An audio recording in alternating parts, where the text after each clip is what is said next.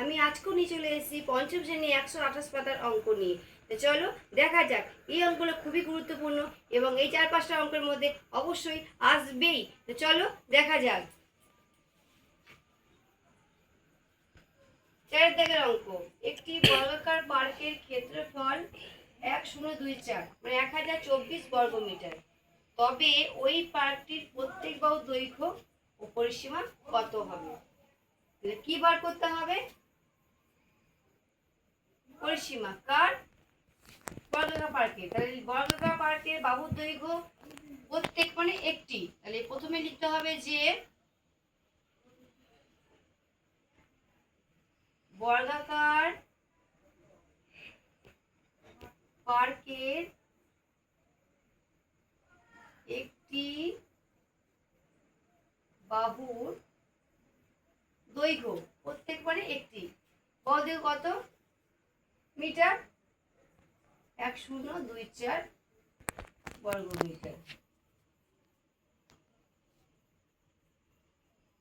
যেমন বর্গাকার ভাঙি সেরকম ভাঙবো। দেখো যাচ্ছে 2 দিয়ে 2 5 10, 2 অক্ষে 2, 2 দুগুণে 4, 2 দিয়ে 2 দুগুণে 4, 2 4, 2 5 10, 2 6 12।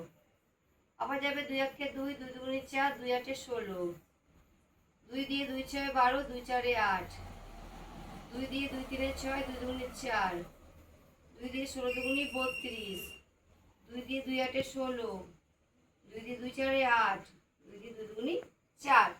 এবার দেখো লিখবো কটা 2 আছে? 1 2 3 4 5 6 7 8 9 10। তাহলে বর্গমূল চিহ্ন দেব। 10টা 2,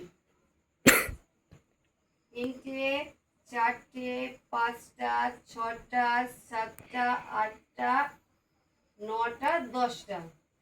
এবার দেখো বর্গাকার নিয়ম কি? দুটো মানে একটা, দুটো মানে একটা, দুটো মানে একটা, দুটো মানে একটা, আর দুটো মানে একটা। তাহলে এগুলো সব কি করতে হবে? গুণ করে দিতে হবে। 2 2 4, 4 2 8, 8 2 16, 16 দুগুণে 32। এটাই হলো পরিসীমা। চলো টাটা।